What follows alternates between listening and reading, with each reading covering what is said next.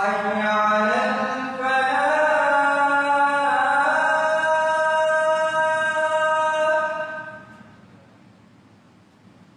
حي على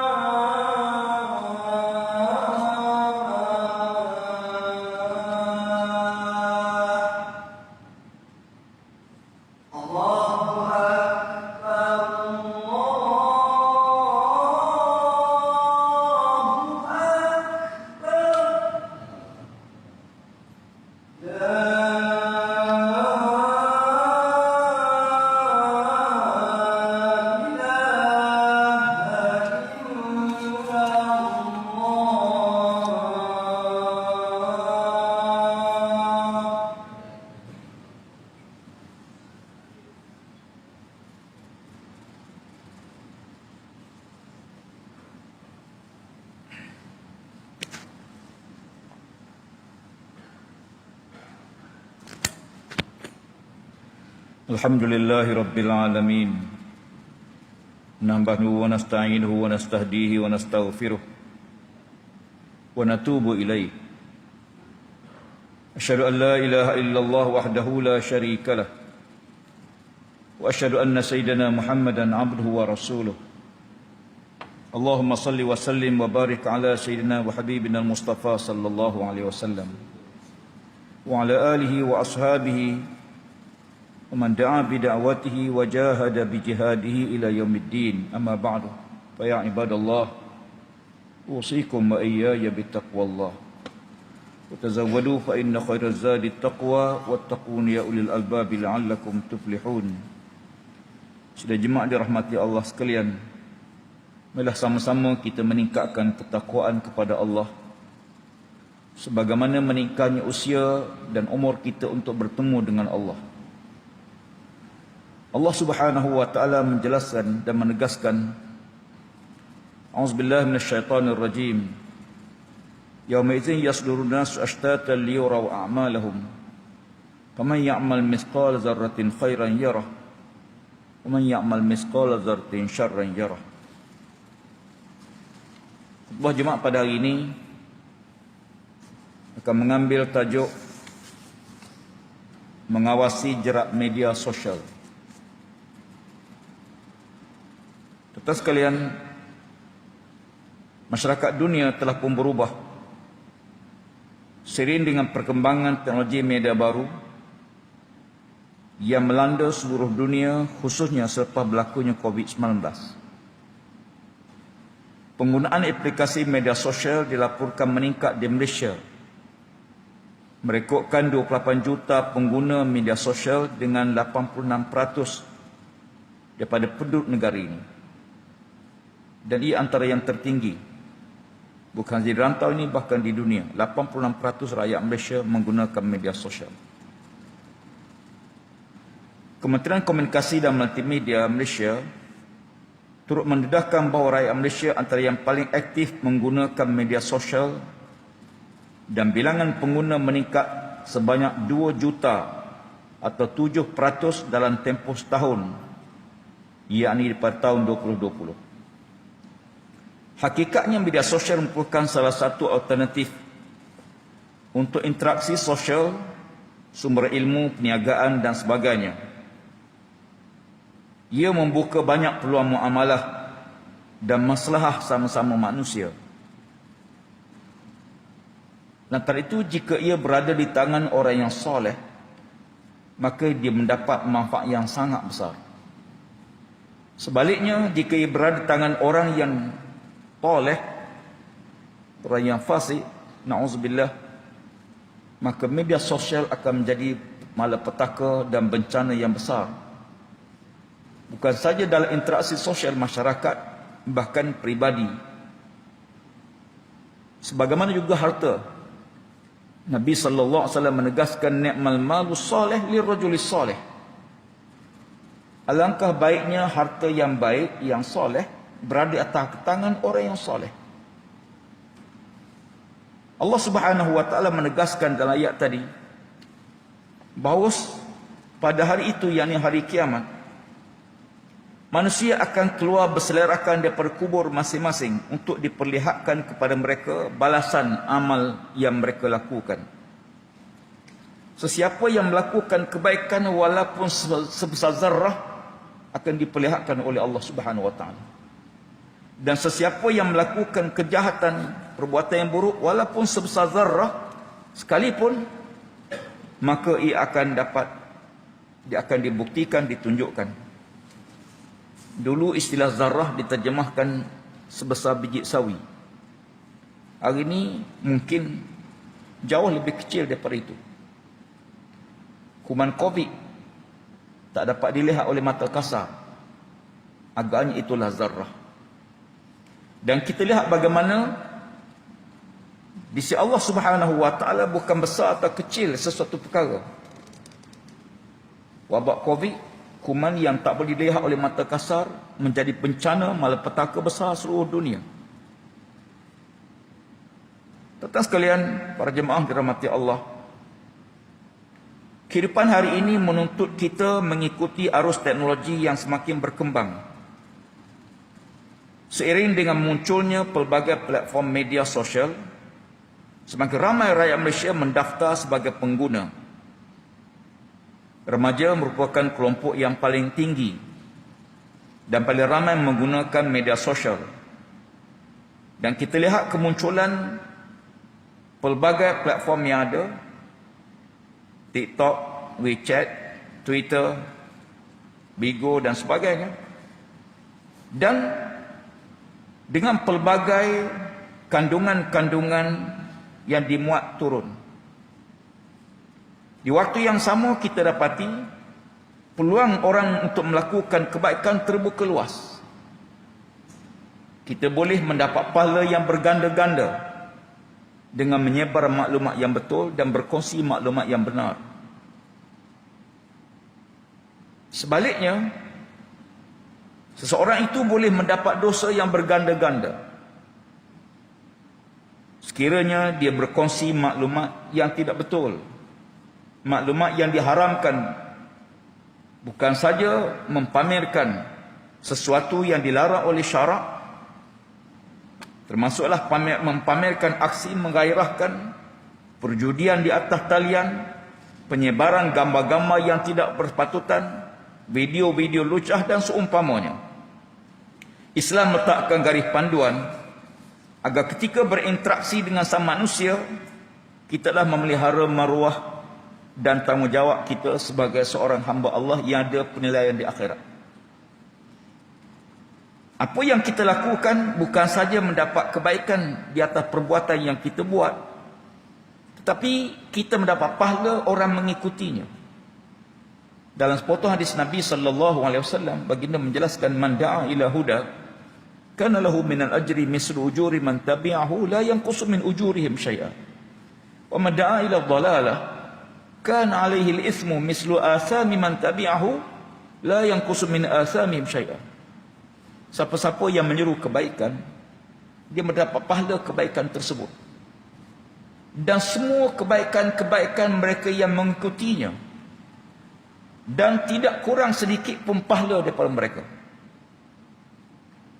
Kita mendapat maklumat berita yang baik dalam media sosial, kita sebar pada kawan-kawan kita, dikongsi oleh 10,000 pengguna media sosial, diamalkan mungkin daripada 10,000, 1,000 yang amal. Semua maklumat tadi terus mendapat pahala kepada mereka yang menyebarkannya. La yanqusu min ujurihim syai'a, mereka tidak kurang sedikit pun pahala daripada orang yang pertama melakukannya. Masya Allah. Maka yang kita bimbang mutaakhir ini ialah bukan maklumat saja, tetapi na'udzubillah, takut kita mendapat dosa berpanjangan, dosa berterusan. Dikala kita bicarakan soal sedekah jariah, kita bimbang kita mendapat dosa jariah. Bertahun-tahun telah meninggal dunia, dosanya berterusan di atas muka bumi dengan fitnah, dengan maklumat yang tak betul, dengan gambaran yang merosakkan, terus disebar, dikongsi oleh ribuan manusia. Seorang laki-laki pun datang memohon maaf dalam peristiwa dia menyebarkan maklumat yang tidak betul, maki hamun dalam media sosial kepada seorang syekh, seorang guru. Lalu dia datang kerana penuh penyesalan untuk memohon maaf di atas fitnah yang telah pun disebar melalui media sosial. Kata guru tersebut, apakah di rumah kamu ada penyapu daripada bulu ayam? Kata laki-laki itu ada. Aku ingin kamu pulang semula ke rumah kamu. Pagi besok kamu datang jumpa aku. Dan kamu bawa penyapu bulu ayam tersebut. Dan aku mahu kamu cabut bulu ayam itu sepanjang perjalanan kamu daripada rumah kamu ke rumahku. Laki-laki tadi pada pagi besok mengambil penyapu bulu ayam di rumahnya. Sambil berjalan ke rumah guru tersebut, dia telah mencabut bulu ayam tersebut. Satu demi satu, satu demi satu. Sehingga tatkala mana dia sampai rumah guru tersebut, yang tinggal ialah hanya batang yang telah tidak ada lagi bulu-bulu ayam. Lalu dia menyerahkan batang penyapu tersebut kepada guru itu. Lalu kata gurunya, aku ingin sekarang kamu pulang semula ikut jalan yang kamu datang pagi tadi. Dan aku ingin kamu kutip semua bulu-bulu ayam yang telah kamu serakkan, kamu buang sepanjang perjalanan kamu. Laki-laki itu jadi pelik. Lalu dia pulang. Sepanjang jalan dia mencari di mana bulu ayam yang telah dibuang. Dia hanya menemui lebih kurang 9 atau beberapa helai sahaja. Pagi besoknya datang berjumpa dengan guru tersebut. Dia kata, wahai syekh, aku hanya menemui 9 helai daripada ribuan bulu ayam yang telah aku cabut. Lalu dia menyerahkan 9 helai tersebut kepada guru. Lalu kata syekh itu, kata gurunya, wahai kamu, kamu benar-benar nak minta maaf pada aku, dan aku benar-benar ingin memaafkan kamu. Tapi hanya aku, perumpamaannya seumpama kamu mencabut bulu-bulu ayam, dan sekarang kamu tak dapat kumpul balik. Kalau aku maafkan kamu sekalipun, sungguh-sungguh aku nak maafkan kamu, fitnah sedang tersebar sebagaimana bulu ayam tadi sedang berselerakkan. Lalu pemuda tadi menangis. Sungguh-sungguh dia menangis. Maka dia minta, apakah cara aku nak minta ampun di atas fitnah yang telah aku sebar melalui media sosial tersebut? Lalu kata gurunya, engkau mohonlah keampunan pada Allah. Mudah-mudahan rahmat Allah Ta'ala akan mengampuni dosa-dosa kamu. Guru itu ialah Habib Umar rahimahullah Ta'ala. Dan kisah ini kisah benar, berlaku pada seorang pemuda di Yaman.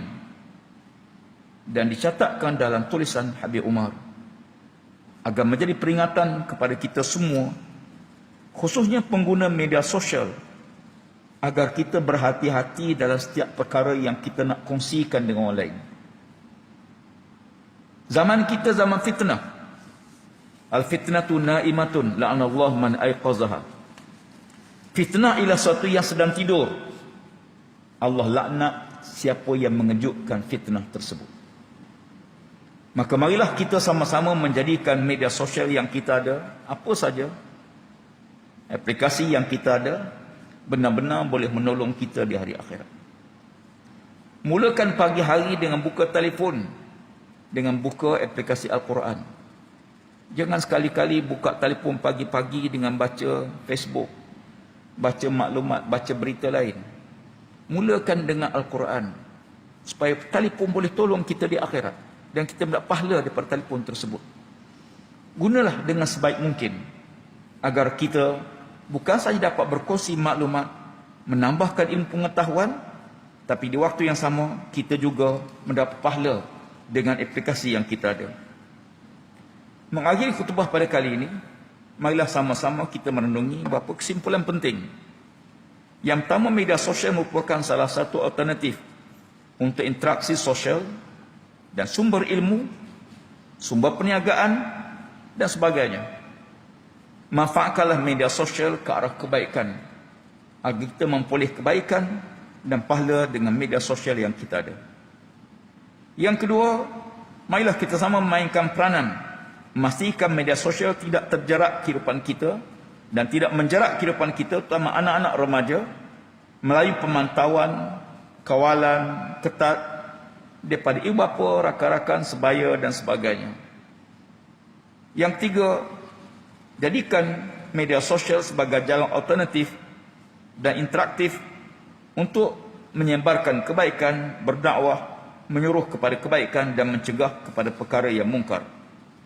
Firman Allah Ta'ala dalam surah Al-Baqarah ayat 148, A'udzubillahi minasyaitonir rajim, wa likullin wijhatun huwa muwalliha fastabiqul khairat aynama takunu ya'ti bikumullahu jami'a innallaha ala kulli syai'in qadir. Maksudnya, dan bagi tiap-tiap umat ada arah kiblat masing-masing yang menujunya. Oleh itu berlomba-lombalah kamu mengerjakan kebaikan, kerana di mana saja kamu berada, maka Allah tetap akan membawa kamu semua yang di perhimpunan pada hari akhirat untuk menerima balasan. Sesungguhnya Allah Maha berkuasa di atas segala sesuatu.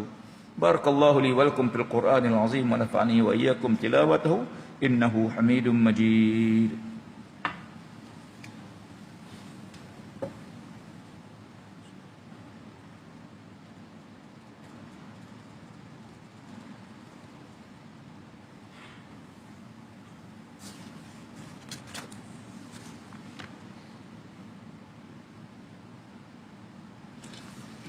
Alhamdulillah nahmaduhu wa nasta'inuhu wa nastahdihi wa nastaghfiruh wa na'udzu billahi min sururi anfusina wa min sayyiati a'malina man yahdihillahu fala mudilla lahu wa man yudlil fala hadiya lahu. Asyhadu an la ilaha illallah wahdahu la syarika lahu wa asyhadu anna sayyidina Muhammadan 'abduhu wa rasuluh. Amma ba'du fa ya ibadallah, usikum wa iyaya bittaqwallah wa'lamu anna Allah amarakum bi amrin 'azim. Amarakum bis salah wat taslim 'ala an-nabiyil karim. Kama qala Allah Ta'ala, inna Allah malaikatahu yusalluna 'alan nabi ya ayyuhallazina amanu sallu 'alaihi wa sallimu taslima. Jadi mai rahmati Allah, marilah sama-sama kita meningkatkan takwa dan menjaga hubungan kita sesama kita dan menjaga hubungan kita dengan Allah Subhanahu wa taala dan hubungan kita dengan alam yang kita diamanahkan untuk menjaganya. Ketahuilah, di antara waktu yang sangat mustajab doa ialah waktu khatib duduk antara dua khutbah. Perbanyakkan doa pada waktu itu. Kan doa waktu itu doa yang dibuka hijab, diperkenankan oleh Allah Subhanahu wa taala doa. Yang kedua, antara khutbah, antara azan dan iqamah. Yang ketiga ialah waktu hujan mula turun. Perbanyakkan doa pada waktu itu. Yang keempat, waktu kita dalam musafir. Yang kelima, waktu kita ditimpa suatu musibah. Maka Allah Ta'ala merahmati, kerana musibah itu bagi orang beriman ialah Allah Ta'ala ingin mengampun dosanya dan mengangkat darjatnya. Maka kan itu marilah sama-sama kita mendekatkan diri kita dengan amal-amal soleh, dan setiap amalan yang kita buat ini mungkin kecil pada pandangan kita, tapi mungkin besar pada pandangan Allah Subhanahu wa taala. Sebaliknya, dalam melakukan dosa, jangan kita pandang kecil akan dosa, kerana kita tak tahu kan dosa-dosa kecil itulah terkadang menyebabkan kita gairah untuk melakukan dosa besar yang berpanjangan. Na'udzubillah min zalik. Ketahuilah bahawa batang-batang kayu yang besar tidak mudah diunggun api, tapi diunggun melalui batang-batang kayu yang kecil, ranting-ranting, lebih mudah untuk dibakar oleh api, dinyalakan, tetapi selepas itu dia akan membakar batang-batang yang besar. Maksudnya, orang yang melakukan maksiat, sekiranya dia tidak segera bertaubat, lalu dia akan naik ke tahap yang kedua, iaitu dia buat dosa dan dia tidak rasa bersalah. Kalau dibiarkan, dia akan naik tahap ketiga, Dia melakukan dosa, dia rasa bangga dengan dosa yang dia buat. Berapa ramai orang berzina rasa dia bangga dengan zina. Berapa ramai orang minum arak dia rasa bangga dengan minum arak. Berapa ramai yang berjudi dia rasa bangga dengan maksiat yang dia buat. Na'udzubillah min zalik. Dia berada pada satu persimpangan. Kalau diteruskan, di sana ada golongan yang melakukan maksiat pada Allah, na'udzubillah, hingga tercabut akidah dan imannya. Mudah-mudahan Allah Ta'ala merahmati kita bersama dan menjadikan kita hamba Allah yang soleh. Dan Allah Subhanahu Wa Ta'ala menyuruh kita berselawat ke atas Nabi SAW. Bahkan Allah sebut Allah dan para malaikat berselawat ke atas Nabi. Tidak ada satu ayat perintah Allah Ta'ala sebut dia dulu, Allah dan malaikat berselawat, barulah dia suruh kita berselawat. Ada perintah lain, perintah sembahyang, Allah perintah direct, aqimus salah, dirikan sembahyang, wa atau zakah, keluarkan zakat. Tetapi bila berselawat, Allah tak suruh kita terus berselawat. Sebaliknya Allah beritahu, Allah dan para malaikat berselawat ke atas Nabi. Wahai orang yang beriman, berselawatlah kamu ke atas Nabi sallallahu alaihi wasallam. Allahumma salli ala sayyidina Muhammad wa ala ali sayyidina Muhammad kama sallaita wa sallamta wa barakta ala sayyidina Ibrahim wa ala ali sayyidina Ibrahim bil alamin innaka Hamidum Majid. Wardallahumma anil khulafa ar-rasyidin wa an baqiyati sahabati ajma'in wa an tabi'in wa tabi'in tabi'in wa man tabi'ahum bi ihsan ila yaumiddin warda anna mahum ya akramal akramin. Allahumma fil muslimin wal muslimat wal mu'minina wal mu'minat al ahya minhum wal amwat innaka sami'un qaribun mujibud da'wat wa qadhil hajat. Allahumma id bi taufiq bidawami taufiq wal hidayah wasihatu wassalamah malikina kebahduli yang maha mulia Seri Perkebadni yang Ketua Agung Sultan Abdullah Riyatuddin Al-Mustafa Billah Shah bin Marhum Sultan Haji Ahmad Shah Al-Musta'ini Billah. Wa kazalika kebahduli yang maha mulia Seri Perkebaginda Raja Mansuri Agung Tuanku Haji Azizah Aminah Maimunah Iskandariah binti Almarhum Al-Tawakkil Allah Sultan Iskandar Al-Haj. Idallahum bitaufiq wal hidayah malikina kebahduli yang maha mulia Sultan Nazrin Muizzuddin Shah bin Marhum Sultan Azlan Muhibbuddin Shah Al-Maghfurullah Timbalannya Pertua Agung. Wakazalika kemuliaan Maha Mulia Raja Mansuri Perak Daur Ridwan Tuanku Zara Salim. Allahumma ja'al baladana Malaysia aminan mutmainna sakha'an wa rakha'an dara adlin wa imanin wa amni wa aman wa sa'iri biladil muslimin birahmatika ya arhamar rahimin. Allahumma rabbana ighfir lana dhunubana wa israfana fi amrina wa tsabbit aqdamana wa ansurna 'alal qawmil kafirin. Allahumma anzil Islam wal muslimin wa dammir a'da'aka a'da'ad-din wansur man nasaraddin wakhzul man khazal muslimin wa ali kalimatika ila yaumiddin. Allahumma inna na'udzubika minal barasi wal jununi wal juzam wa min sayyi'il asqam. Na'udzubika kalimatillahi tammati min syarri ma khalaq. Na'udzubika kalimatillahi tammati min syarri ma khalaq. Na'udzubika kalimatillahi tammati min syarri ma khalaq. Rabbana 'alaika tawakkalna wa ilaika anabna wa ilaikal masir. ربنا آتنا في الدنيا حسنة وفي الآخرة حسنة وقنا عذاب النار. عباد الله إن الله يأمر بالعدل والإحسان وإيتاء ذي القربى وينهى عن الفحشاء والبغي يعظكم لعلكم تذكرون. فاذكروا الله العظيم يذكركم واسألوه من فضله يعطكم. لذكر الله أكبر والله يعلم ما تصنعون. أقيموا الصلاة.